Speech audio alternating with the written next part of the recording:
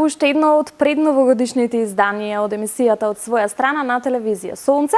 Добро познатиот термин 17 часот и 15 минути, добро познатата ваша домаќинка, јас Викторија Петровска и мојот денешен гостин.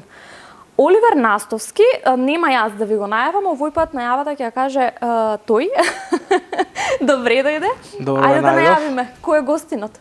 Благодарам, јас сум Оливер Настовски, дипломиран етнокоролог, моментално како хонорарец во Средното музичко, Државно музичко балетски училишен центар Илија Николовски Луј во Скопје. Меѓу другото сум и инструктор по народни инструменти во Пионерскиот дом, односно денеска Детски културен центар Карпош. Меѓу другото и како инструменталист на групата Чалгија Мерак, на групата Аманет. И многу други работи. И многу други работи. Да, зашто ти да ја најавиш, зашто јас секако ќе заборавев нешто од најавата. Драго ми е. Па сакав ти да си кажеш се. Фала. Прво ќе кажам извиним, сакам да кажам прво благодарам на поканата. Се осеќам многу пријатно пред новогодишно со Елка со сите овие. Да, благодарам на поканата. Си поминеме убаво, ше сега се осеќам пријатно, така да. Многу ми е драго, Оливер, и многу ми е драго што еве успеавме да се договориме да го изреализираме ова наше од поодамна планирано интервју, меѓутоа се си доаѓа кога треба да си дојде, јас така велам. Во најавата кажа инструктор по народни инструменти, а фокусот на нашата денешна тема, односно она кое што јас го одбрав да го дискутираме денес, е токму инструментите, љубовта кон народниот инструмент, секако тоа ќе го представиме преку твојата приказна. Ајде, што значи инструктор по народни инструменти овде кај нас? Вака, инструктор по народни инструменти е човек кој што се занимава, ги познава народните инструменти и се труди да ги пренесе на младите, не само и на младите, нормално на сите оние што се влюбеници во народните инструменти да ги изучуваат. Зашто е тоа? Пошто нормално секој човек сака покрај сите негови обврски околу околината, музиката е таа која што не одмара, не впива. А јас секогаш имам едно мото, народните инструменти, зашто? Пошто тие се наши, пред се, ги свирале нашите предци и би било жално да не продолжиме да ги промовираме не само тука и во светот, нели, и во Европа, во цел свет и сега по-конкретно за кои инструменти станува збор, односно кои се инструменти ти ги владеш? Знам дека кавалот, дека тука е гајдата. Така, значи дувачките инструменти. Јас сум вака. Прво почнав со тамбурата во средното музичко кога се запишав, иако идев нижо по предмет хармоника, но се запишав кога почнав средно музичко, каде што денеска сум професор, таму бев и ученик. Так. Почнав со тамбура, иако се изучува од трета година народен инструмент, јас го почнав уште од прва година, кој што и многу од учениците тоа го прават, бидејќи сме обколени со тие инструменти. Освен кавалот, тука е и зурлата, шупелката, двојанката, гајдата, тие се од дувачките, потоа јас се ориентирав на тамбурата. Каде прекинам, станува збор за наши македонски инструменти, кои што сите тие што ги спомнав се македонски традиционални инструменти. Да. Значи, поделено е на неколку групи, еве ќе една мала како едукација. Ајде. Постојат 4 поделби, односно идеофонични инструменти, сите штракалки, сите играчки што се на децата, кои што се инструменти кои што немаат определена висина или тон, тие се идеофонични инструменти. Потоа аерофоничните или дувачките, кои што ги спомнав, кавал, гајда, зурла. Потоа идат кордеофоните инструменти, односно жичените инструменти, како тамбура, како уд, кемане или гусла. И на крај ќе ги спомнам мембранофоните инструменти, тапан, дајре, деф. И сите тие инструменти се изучуваат во средното музичко и јас ги нормално како инструктор во детскиот културен центар. Од најрани години се посветуваш на музиката, што беше пресудно да се занимаваш токму со тоа, односно како и самиот што ќе кажеш во една прилика од хоби до професија. Како се трасираше твојот пат? Кој беше виновникот кој ти ја пренесе љубовта кон музиката? Па моите мајка ми и татко ми се градежни инженери, Никаква врска со никаква музика. врска. Татко ми свиреше хармоника аматерски. И ми беше како, ајде да кажам, како предизвик, пошто он може не познаваше ноти, ама увек како дете ми беше чудно ко викаш ај ти запи, јас ке те фатам. И секогаш кога ќе отидевме на слави или на некаква собиранка фамилиарна, татко ми ќе земеше хармоника и слободно свиреше како По школа. ко да ги знае песните целосно, ко накако. И тоа ми беше, еве сега си размислувам, дека може тоа ми беше еден поттик на навлегување во музиката. И нормално прво почнав со шупелчиње, јас и потекнувам од мајка страна, од Велешко, од стари град, тоа е или Врановски Јанови општината, после Чашка. Таму доста време си правевме шупелчиња, баш такви идеофонични инструменти, дали од тиква, дуфа, или ќе направевме некој свирче. Така почнував, па подоцна, не знам, на 5, на 6 години, не знам, почнав со хармоника. И јас, прва песна ми беше Билјана Платно Белешен, како и многу почетници. Так. И почнав со нижото.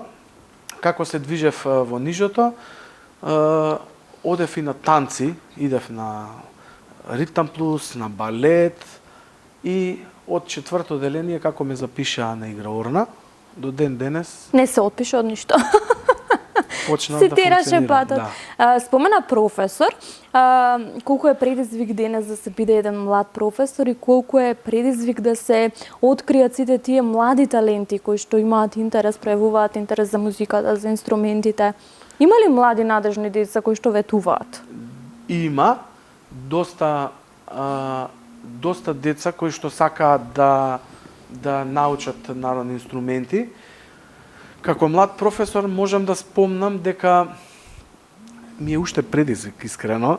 Знаете како јас професор не ми е, иако е професија, јас многу се поврзувам со самите ученици. И значи не само за народните инструменти, денеска се среќаваме со многу различни дечиња, односно работам и со деца кои се со посебни потреби, со деца кои што се со аутизам, и така да ми е доста предизвик пред се да ги изнесам на добар пат и како личности, а околу инструментите има доста дечиња што стварно понатака ќе си го однесат патот и да станат музичари. Има доста дечиња кои што сакаат да свират на инструментите.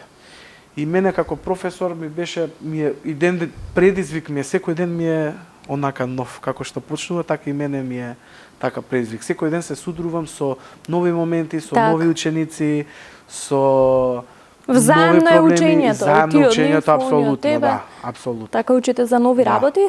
Интересно е тоа што си ти член на групата Чалги и Мерак, кај нас малку поразлична група од останатите музички групи. Сега ќе слушнеме нешто повеќе од тебе за самата група, а потоа ќе те прашам како си ги балансираш сите тие работи.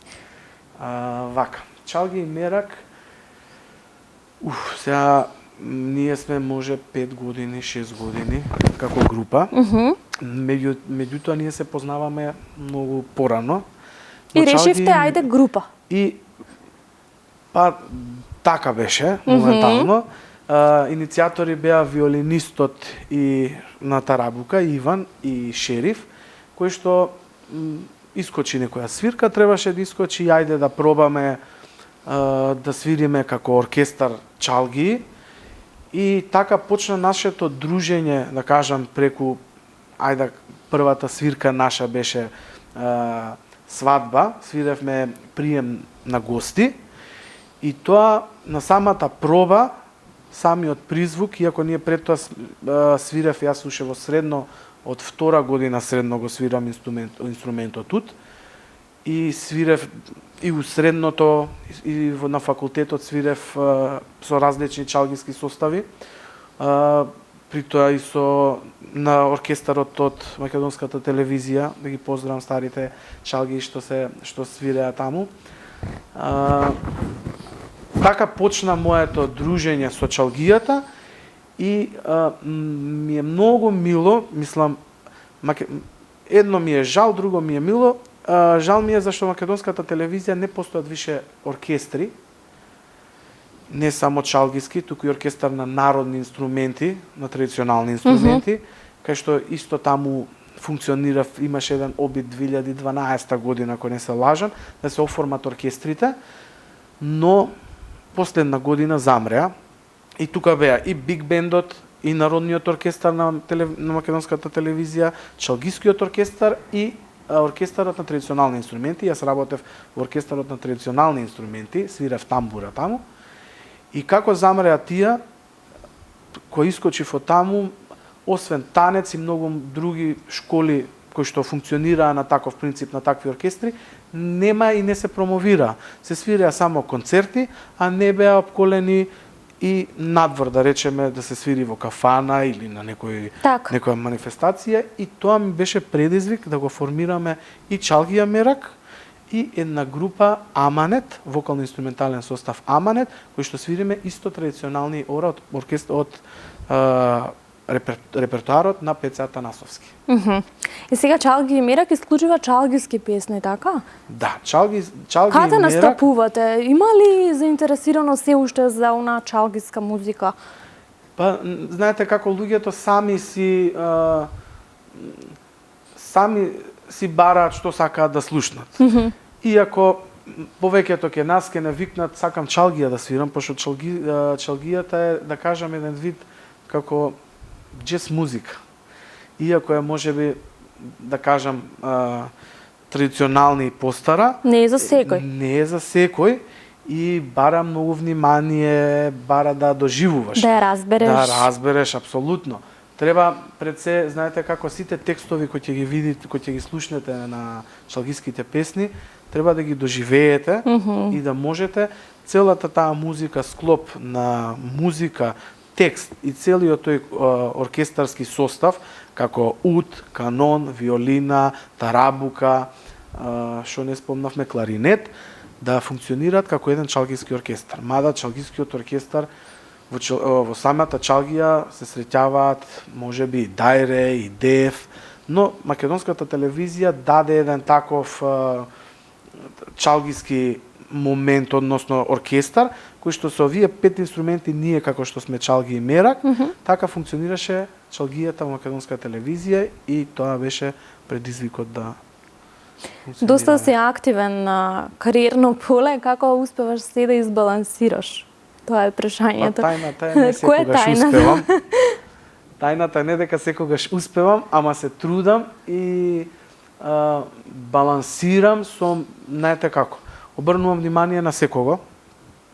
Сакам да пред се да бидам коректен, кога нешто не можам, си кажувам од пред време. Тоа нема да можам да го сработам, ќе можеме понатака соработуваме и се трудам што можам повеќе да заграбам, односно да работам, зашто едноставно го сакам тоа. Не е дека ми е тешко. Еве, така, кога се работи со љубов е многу и полесно. Ми е периодов, например, еве, назад 2 години што се случува со целова оваа ситуација, пандемијава, например, мене, да речеме, ми беше, си викам, ќе биде, еве, ќе одседиме дома, викам, една недела, 2. После 3 дена више сваќаш дека човек без работа не се функционира. Не се функционира, така е. Никако. И јас и за време на пандемијата има фестивали и работилници, пошто мене онлайн програмата ми беше позната и пред тоа, пошто работев и функционирав, имав и пред тоа семинари онлайн. Така да пандемијава само придонесе малце да згаснат работите, но... Чи нам се случуваше еден фестивал на инструментите на нашите предци? Да, тоа е фестивал кој се организира преку Детскиот културен центар Карпош. Лани беше 3-та година, тоа е оваа година, сега уште мислам дека е нова година. Да, па готово не фаќа веќе таа еуфорија. Да, оваа година беше 3-та година од фестивалот и се организираше инструментите на моите предци, каде што освен традиционалните инструменти, тука можеме да ги сретнеме и оние камерни состави или модерни инструменти како саксофон, хармоника, гитара. Тој фестивал е доста активен кај нас. Не е само за млади, значи се пријавуваат и над 18-20 години и целта на тој фестивал, иако не е некој голем ранг, но е доста младите да видат до каде се и нормално да се запознаат. Значи јас пред секогаш и кога патувам и кога нешто, ми е многу мило кога запознавам нови луѓе. Значи тоа ми останува покрај се тоа што го работам и што функционирам. Кога запознаваш многу луѓе, се осеќаш многу побогат од се друго што така, плюс тоа секој човек се носи приказна со себе, па учиш нешто од тоа и секогаш, нормално, да. така, нормално. Вака, пандемијата ги измести вашите планови во однос на еве чалги мерак, во однос на настапите, во однос на фестивалите што се случува и што се случува денес? Да, ги измести, значи тоа беше неизбежно. Значи измести доста.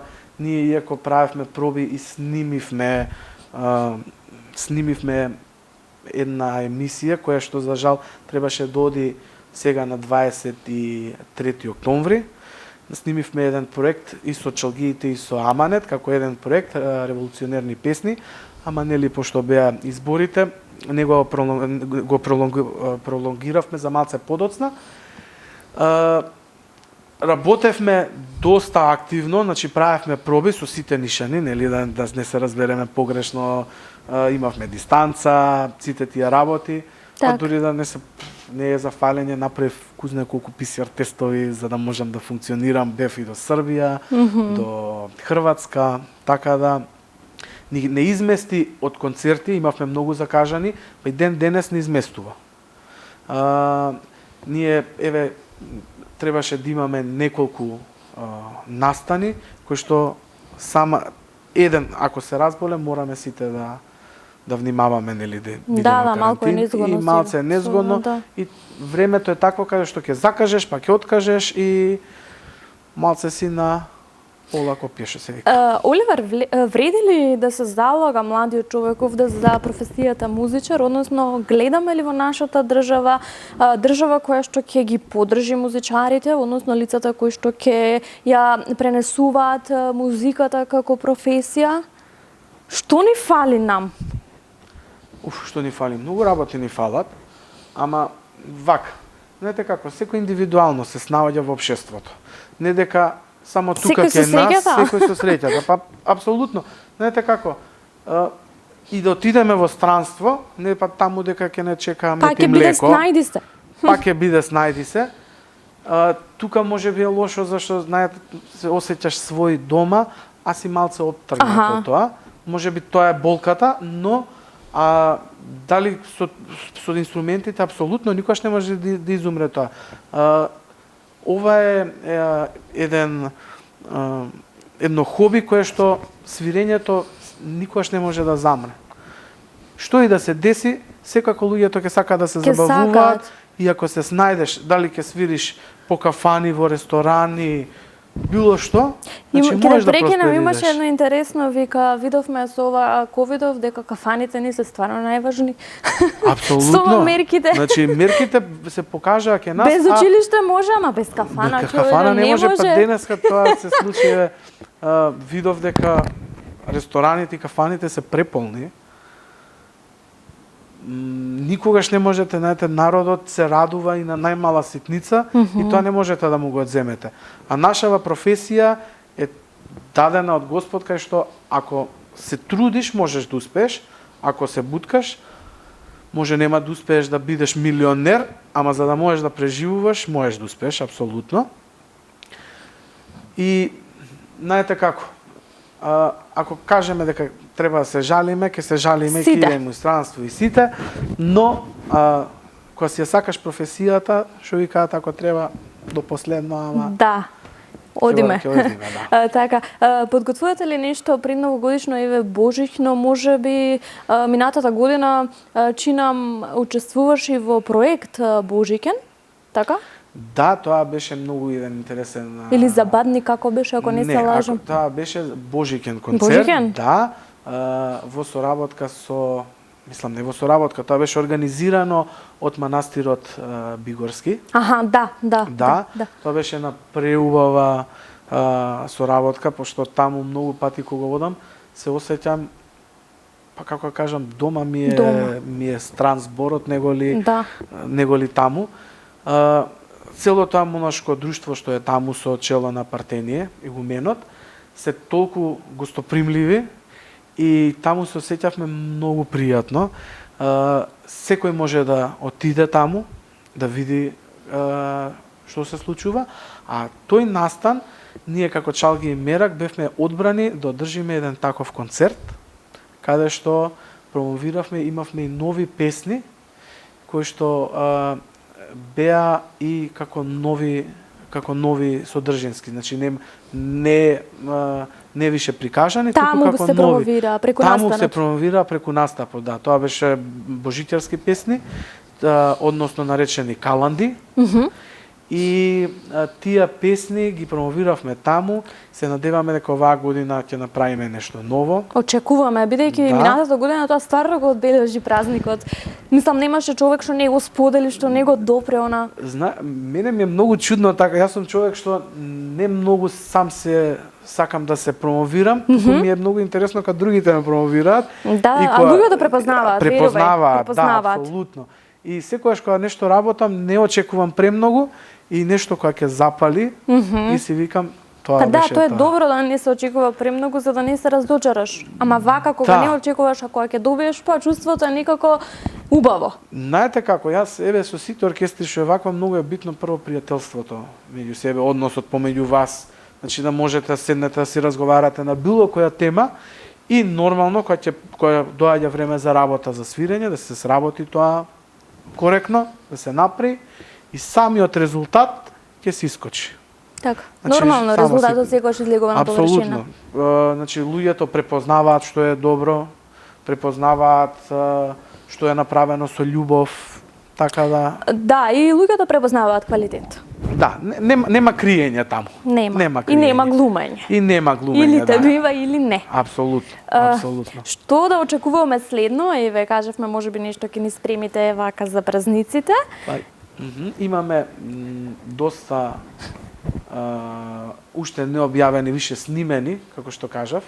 Имаме проектот што е за револуционерните песни, кој што треба да го промовираме.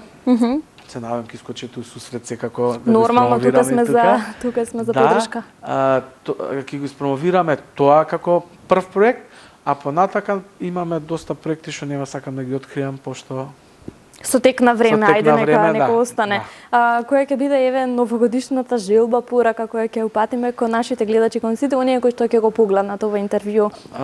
Прво сакам да им се исполнат сите желби, добри желби, нормално, и да се внимаваат на самите себе, пошто ако се почитуваш сами од себе си, ги почитуваш и другите, нормално. Така јас го разбирам. Тоа им посакувам на сите да се чуваат, да имаат добро здравје, да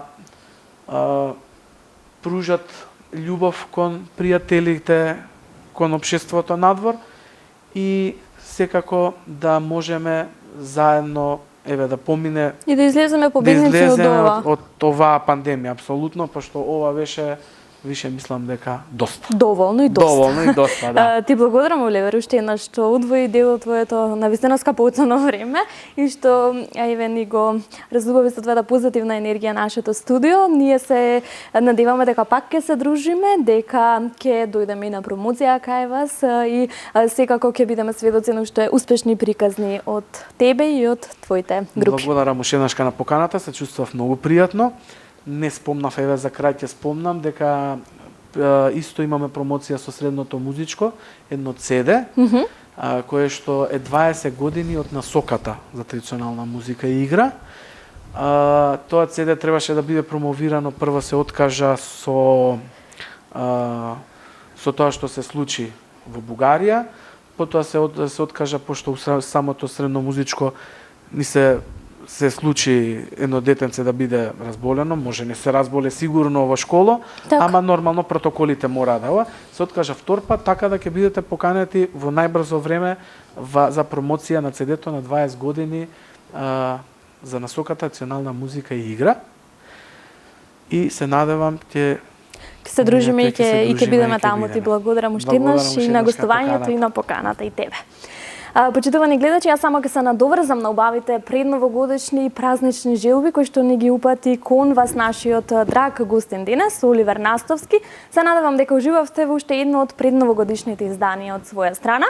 Ќе се видиме наредната среда, до тогаш останува да ве поздравам, да ги поздравам моите пријатели од бутик Мај Мода и мојата шминкерка Самра и Мери. Се гледаме наредната среда.